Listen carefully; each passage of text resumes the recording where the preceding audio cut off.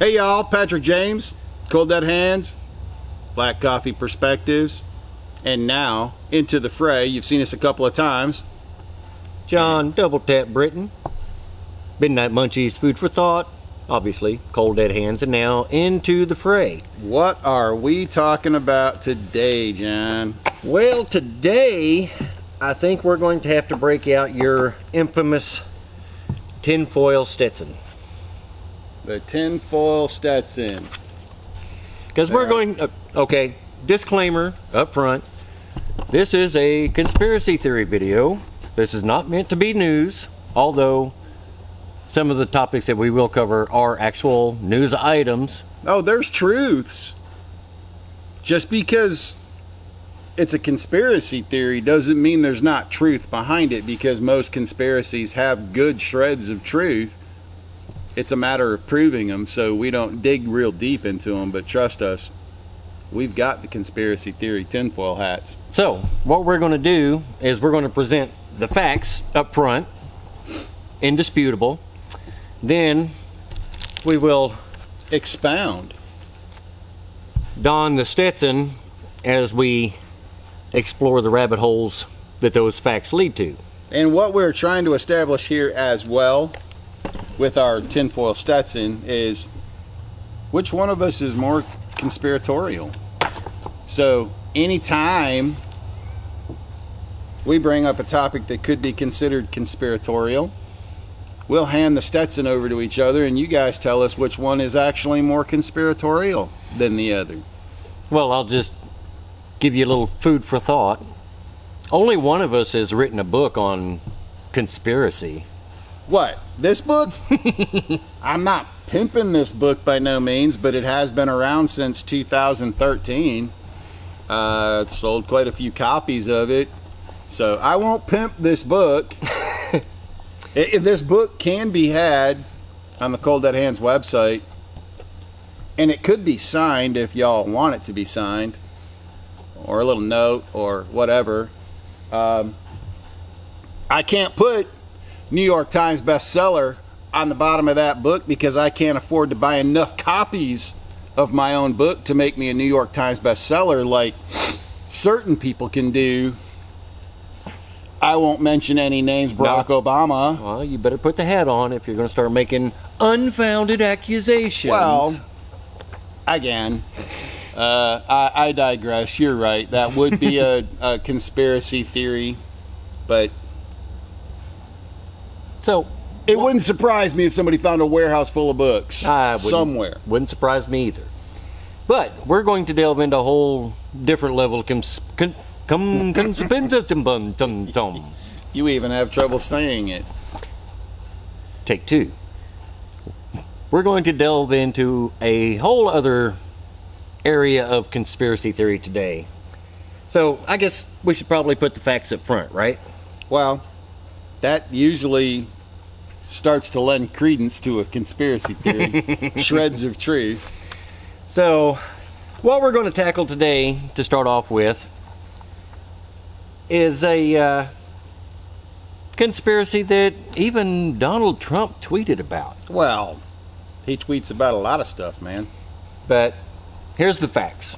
Okay, Congressman Joe Raskin of Maryland introduced a bill in the House of Representatives to form a commission on presidential capacity to discharge the powers and duties of the office. That was in 2017. Yep. And, of course, Donald Trump's first year in office, that was aimed directly at Donald Trump. Yeah, I think now you need this, because that okay. certainly is an accusation that you really don't know, but it sure seemed that way. So the fact is, he did submit the legislation. It didn't go anywhere, and theoretically, it was aimed at Donald Trump. Theoretically. Now, we fast forward to today, and that bill has been reintroduced again by Congressman Raskin and Speaker Nancy Pelosi. Wow. And has 38 co-sponsors. In the House, though. In the House. In the House. Now, for the record, again, on with the facts, the 25th Amendment, Section 4, does make a provision for Congress to set up such a commission. What Section 4 actually says is whenever the Vice President and a majority of either the principal officers of the executive department, which is the Vice President and the Cabinet, Yep. or of such other body as Congress may by law provide, which is what this bill is aimed at, Right. transmit to the President pro tempore of the Senate and the Speaker of the House of Representatives their written declaration that the President is unable to discharge the powers and duties of his office.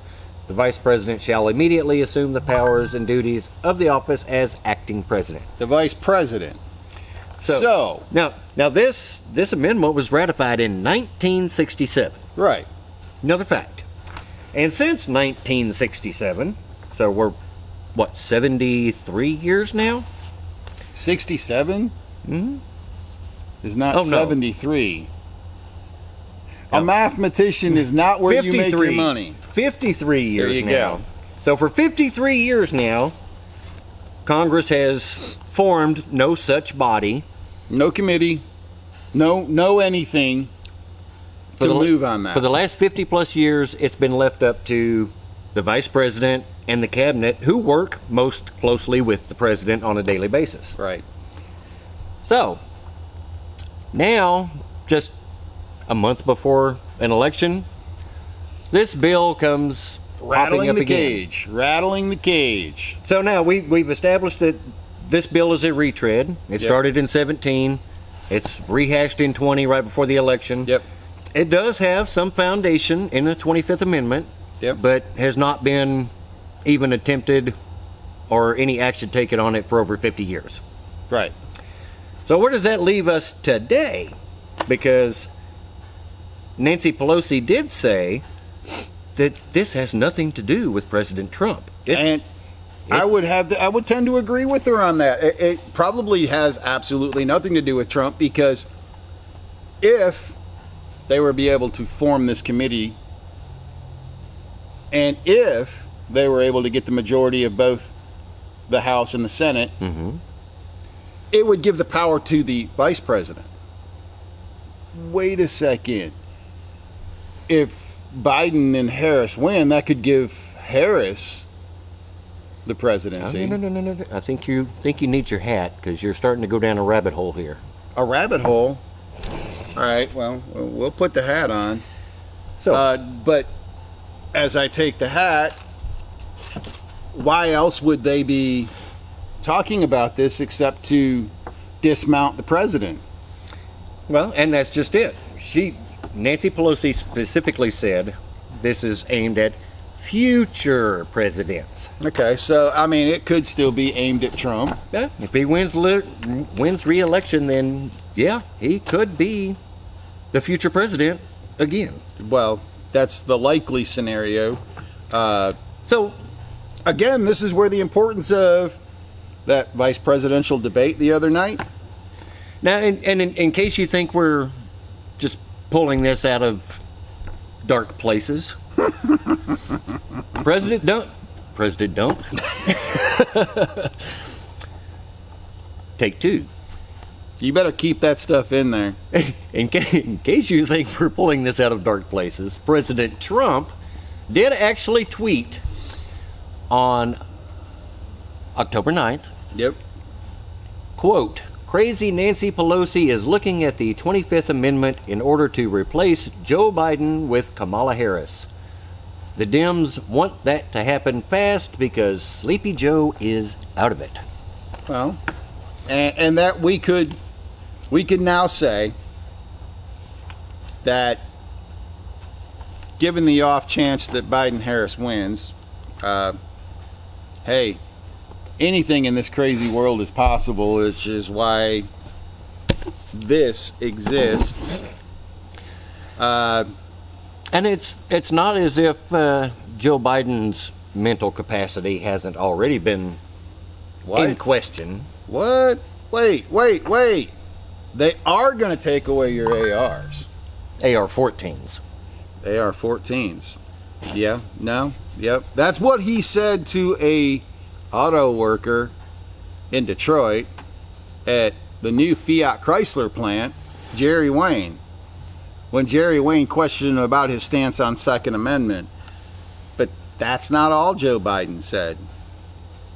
Because when Wayne replied back, "You're working for me, man," Joe Biden said, "What?" "I'm not working for you. Don't be such a horse's ass." Yes. I'll say it. Okay. Ass. Don't be such a horse's ass. Joe Biden doesn't work for him. How long has Joe Biden been in office here? Let me look. I got these. 50 years. 50 years. Now, the media might say, no. Wait a second. 50 years because Joe Biden was elected to the Newcastle County Council in 1970. So as of today, my math might be a little better than John's. That's 50 years. That's only because you did the math before we started the video. 50 years Joe Biden has been working for the people. Our pay, through our taxes, has funded Joe Biden's wealth. Mm-hmm. Because he's a pretty wealthy guy. And it's kind of hard to imagine on the pay that what do they call themselves? Public servants. Public servants, that's it. But I don't work for you, man. You gotta think about those things. Is he losing his mind? I love this one, dude. Joe Biden versus Madison Moore. Who is Madison Moore? 21-year-old student that asked Joe about his poor performances in the Iowa caucus. Joe responded, "Have you ever attended a caucus?" When his adversary, a 21-year-old female, responded, yes, she had. What did Joe respond with? "No, you haven't. You're a lying dog-faced pony soldier." Now, John did a little research on that to see if the attribution was actual. Well, his claims, and he's made that exact statement before. Yep. And the explanation, the official line is that comes from conversations with his brother, talking about old Western movies, and that was said to John Wayne by a Native American chief in some John Wayne movie that nobody can seem to find. Now, because it doesn't really exist. Maybe in his mind it does. But now, there was a movie actually called Pony Soldiers. I think it was from 1952, talking about Canadian Mounties. Oh, well, Canadian Mounties. And that's Canada, so. There was a line in that movie where the chief said that the Pony Soldiers spoke with a forked tongue like the snake that rattles. Not exactly lying dog-faced pony soldier, but, Joe is, 77, 78? His memory of his conversations with his brothers about movies might be a little foggy. It might be. I'm just curious, though, John.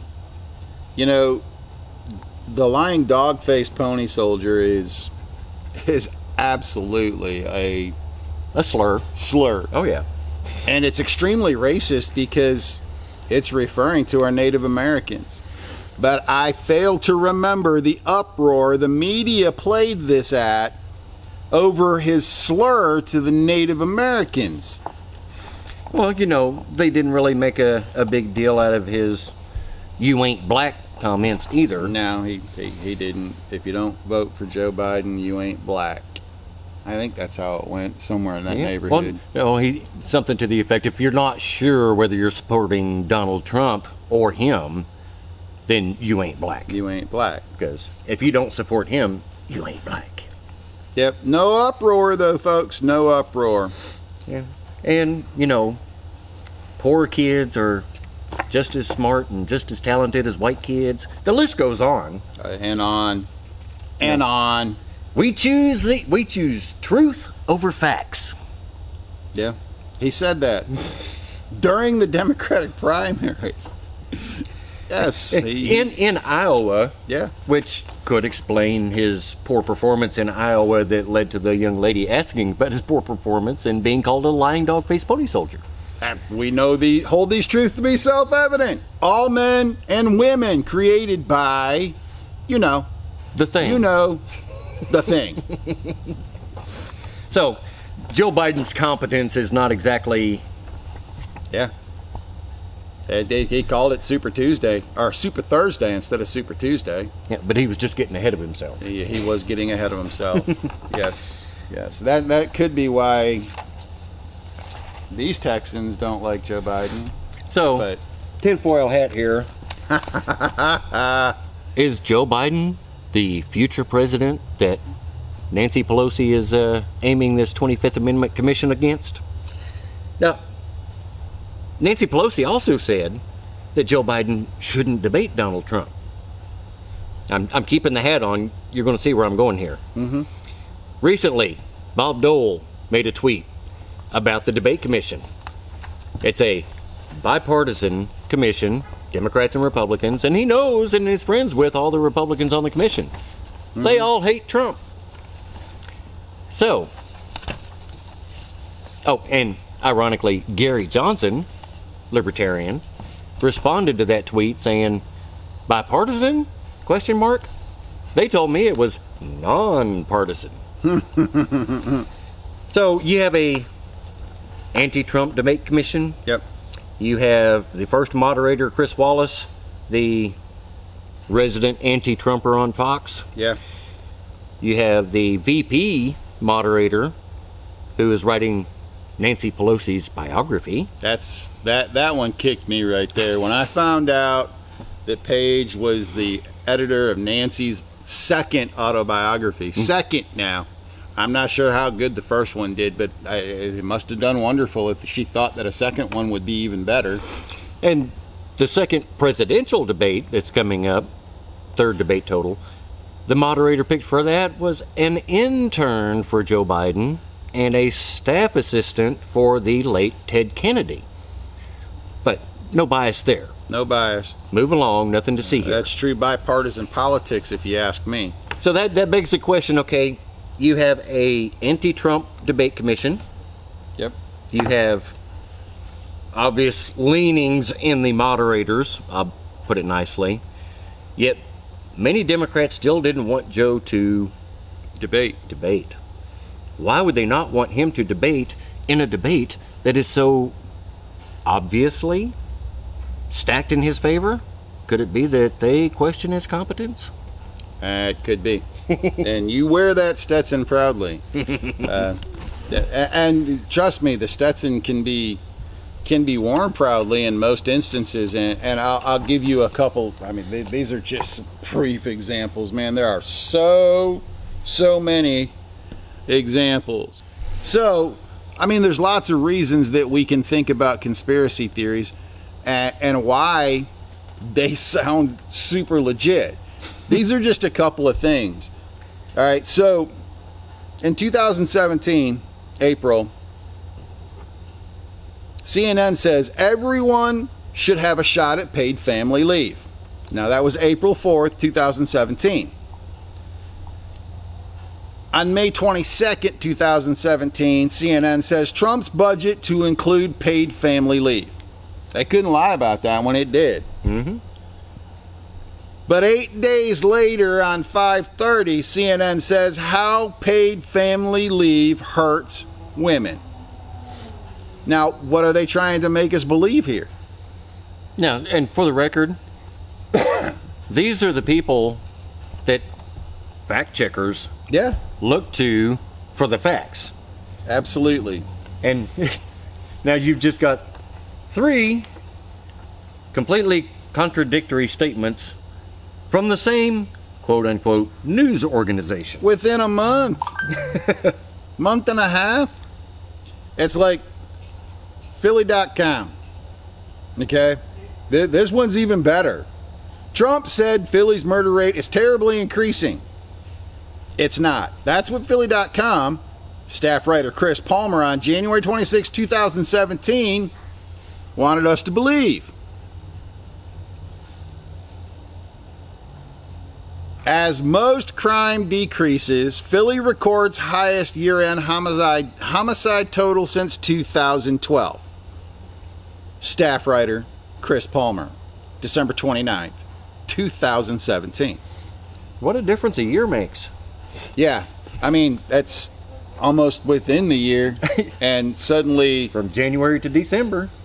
he's saying the most amount of crime. So what is it that you want us to believe? That when Donald Trump says it, meh.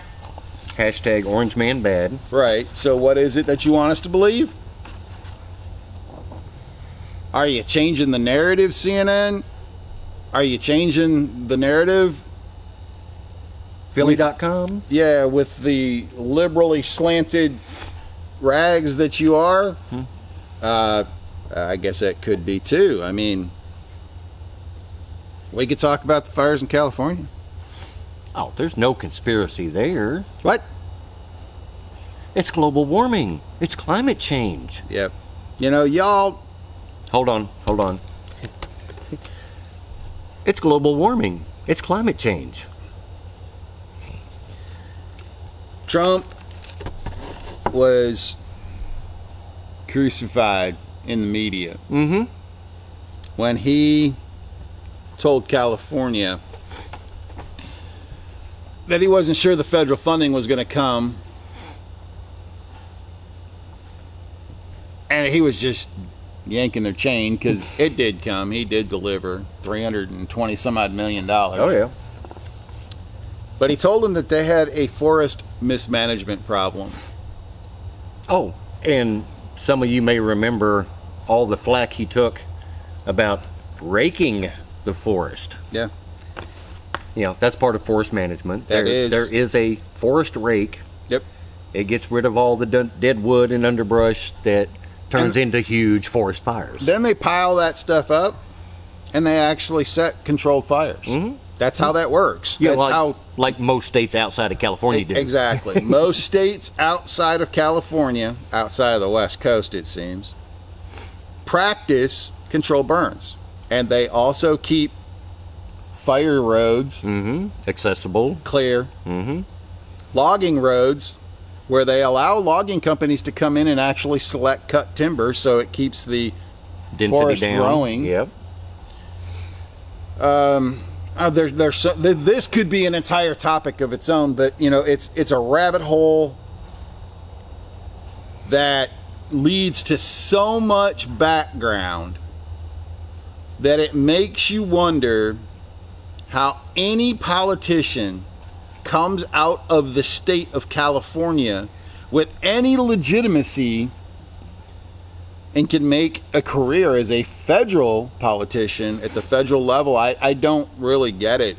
Now, if for some people they're thinking, well, they might be thinking that, you know, Donald Trump is the first one to bring up this whole forest management issue in California. Well, do they have a forest? They keep saying they don't. Well, I mean, Gavin, what's his name? There's Newsom. Gavin Newsom. He's that's a whole other show in itself too. That is. But it is. If I'm not mistaken, they were warned, what, 40 years ago, that their policies were going to set California on fire. Yep, they were warned by scientists probably for the last 50 years, but we can definitely dig to 40 years for certain of the over-regulating of their forests, and it would lead to very destructive fires. In fact, Scott Stevens, a professor of fire science at Berkeley, although I didn't look to see what Scott was doing today, he said exactly that. He said, if you don't change the way your environmental policies impact the forest, that it will burn. Donald P. Gasser. Now, that's a conspiracy theory in and of itself. Just try to find anything on Donald P. Gasser, okay? At the time that he attended the Food and Agriculture Organization of the UN's, they had a symposium in Europe. He brought to light that the impacts of California's forest practice regulations would impact California in the future, and it would burn to the ground. That's pretty much what Donald P. Gasser said when he attended the symposium in 1996. Now, this guy's been writing about environmental impact fire services. This guy is in the fire services today. In fact, he's the Secretary Treasurer and Board of Directors for Plumas County Fire Safe Council. I'd love to have an interview with him because I'd like to ask him some questions as to what happened to your recommendations, because it seems like California's burning to the ground just like he predicted it would happen. And this was in 85. It was also again in 96. So 11 years in between there. And he told them it's going to burn to the ground, and it's going to get worse and worse every year. Now, just to give you a little insight into Donald P. Gasser, it's going to be hard to find this anywhere online. Yep. I'll warn you that up front. Absolutely. But apparently at one time, UC Berkeley had a Donald P. Gasser Award. Yep. And it was, from what I can tell, only one person ever received it, and he received it twice. Yeah. In 1997 and 2007. But, I'm gonna put this on. But that's the only. I'm afraid. That's the only reference to the award that I could find online. I'm gonna tell you. I lived in Michigan. I've lived in South Carolina, and I've lived in Texas. And yes, we do have forests here in Texas. And I've driven truck through every state in the United States except Alaska and Hawaii. Mm-hmm. Forest management goes on. Controlled burning goes on. Clearing of fire trails, clearing of logging trails goes on. Logging goes on. Private property owners are allowed to clean their properties in other states. Okay? This is what they do. But for some reason, the politicians in California want you to believe that this is all about global warming. Because apparently global warming and climate change only affect California. So, this is one of those things.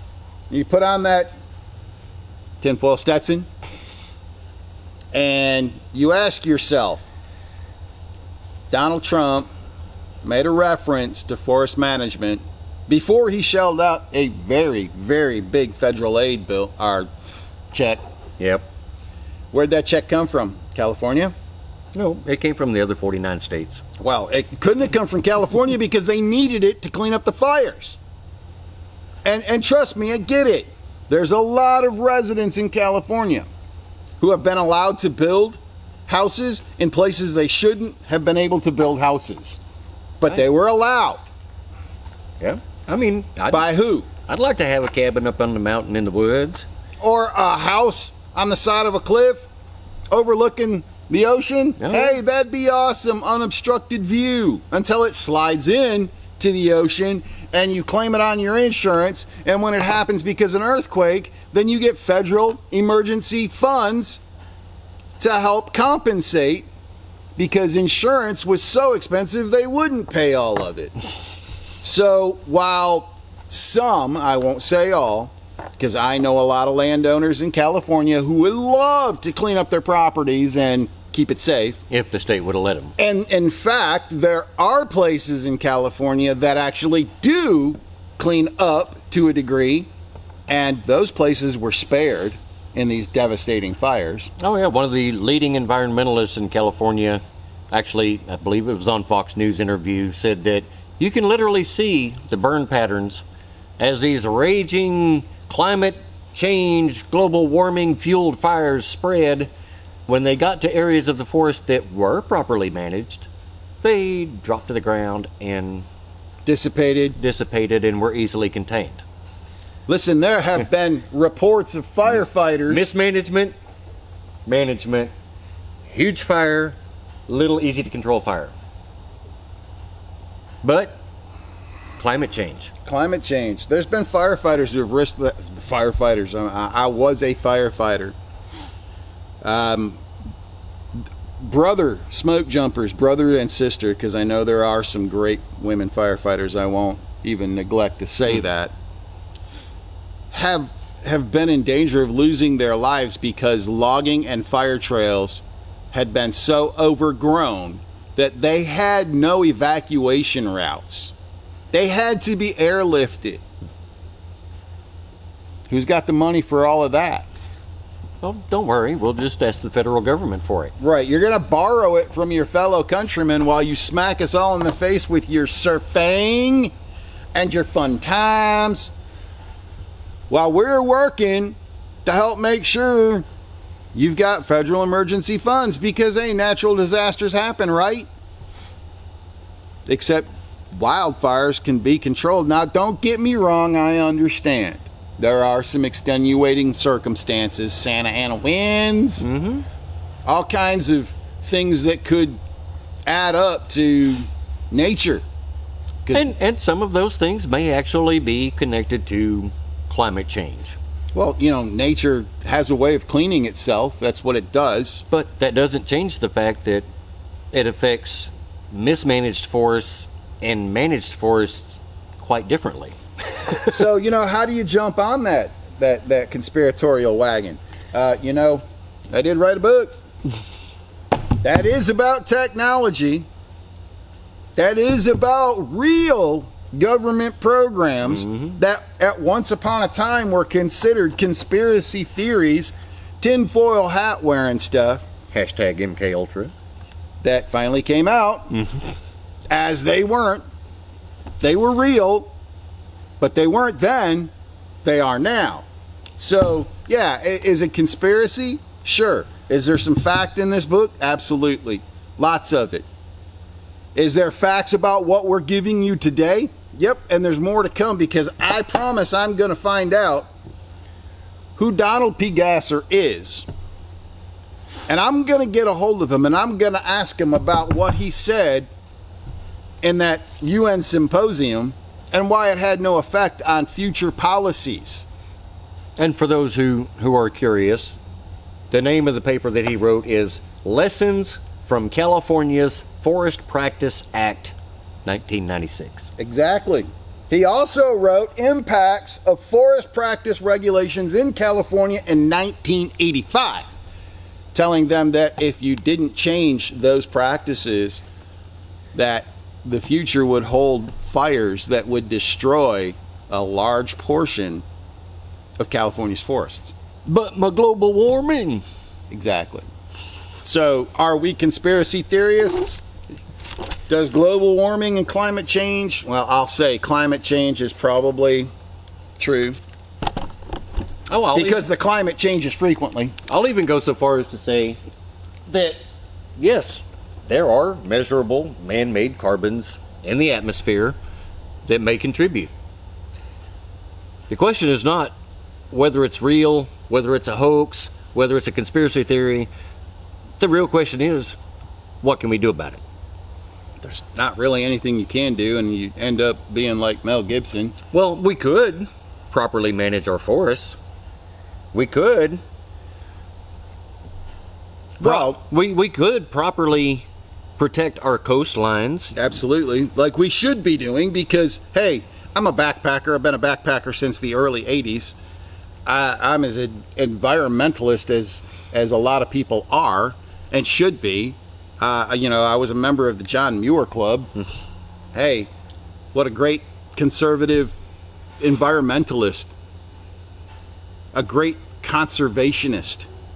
That's what we should be practicing, is conservation, instead of political pandering to rich elites who want to build a house in places they have no business owning a house. Well, because, I mean, if you look at the threats that the climate alarmists bring up, wildfires in California, hurricanes in the Gulf and the East Coast. Apparently, the only people who were affected negatively by climate change, global warming, are coastal elites. That sounds like it. The big money people, the big political connection people. You know, people in the Midwest, I mean, yeah, they just had a big deal in, what was it, Iowa or Idaho, where they had the big downburst that destroyed a bunch of crops. Mm-hmm. It happens. It does. But global warming also increases temperate zones where it's easier to grow food. So you have a larger growing area. I mean, don't get me wrong.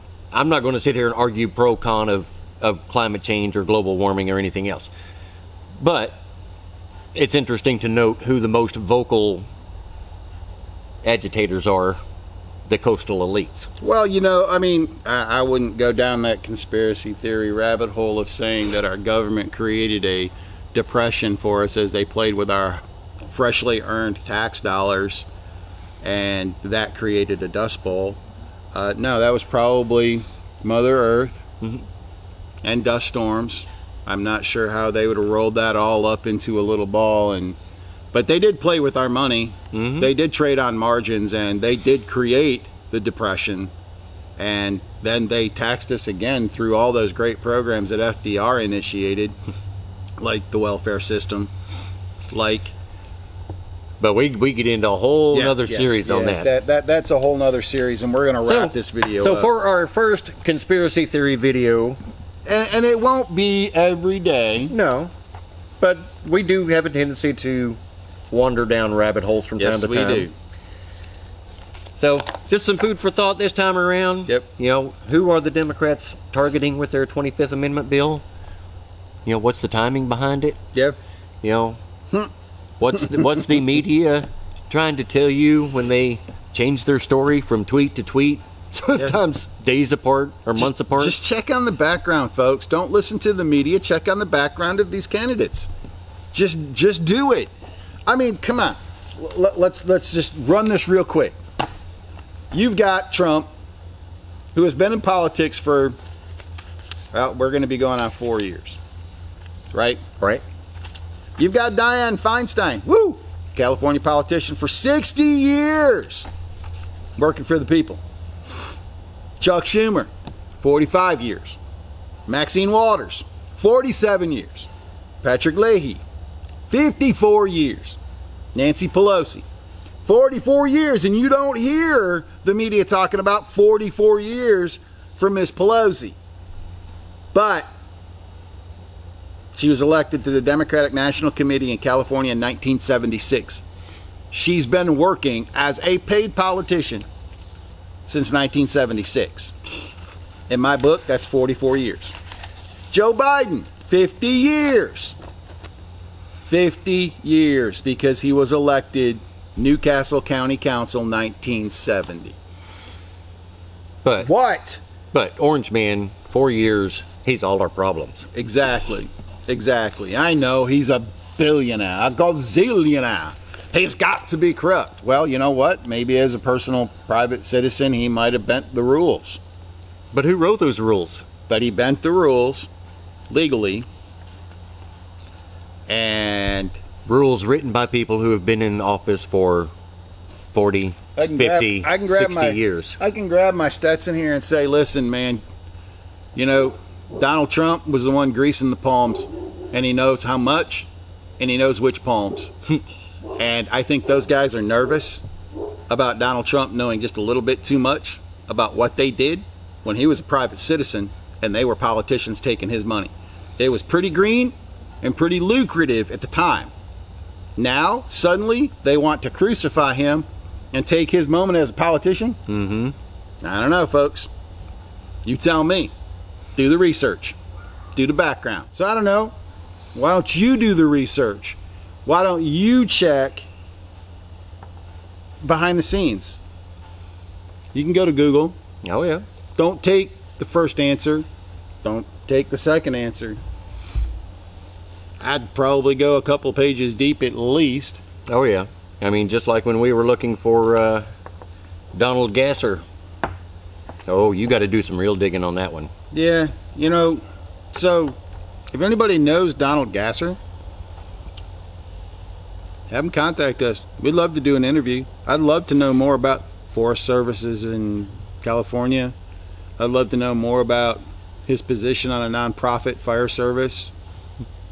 Not to mention his decades-old warnings that are coming to fruition. Absolutely. Throughout the 80s, 90s, then I don't really find a whole lot after that.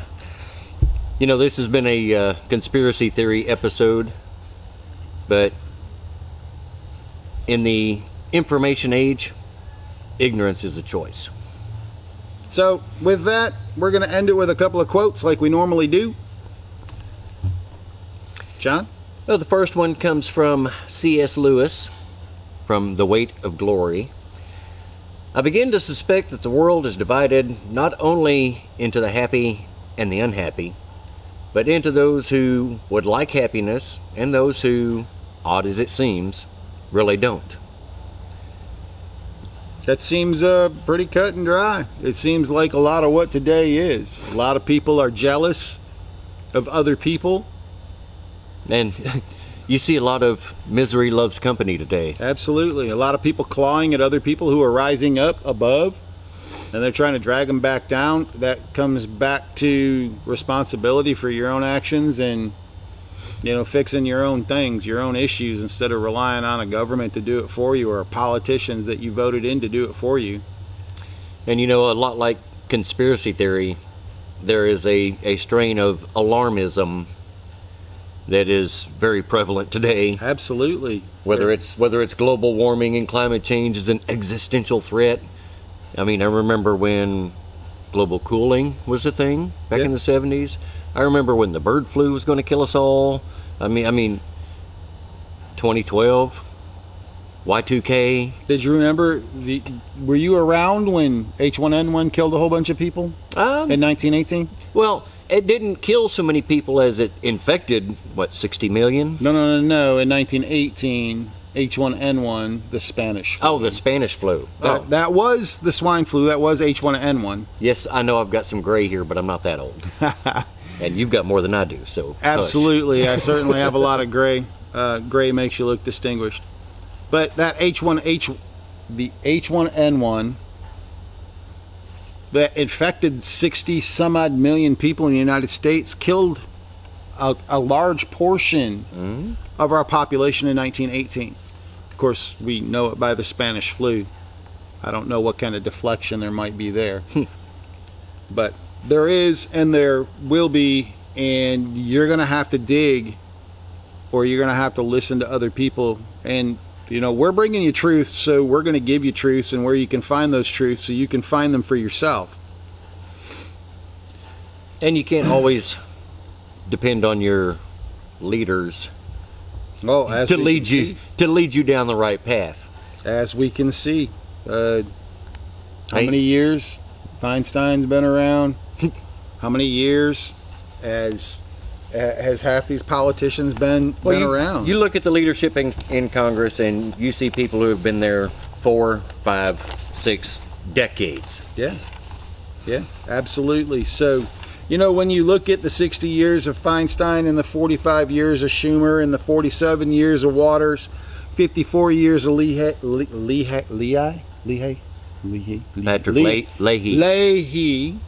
Aloha. Blah, blah, blah. The 50 years of Joe Biden, 44 years of Pelosi, and what have they brought you?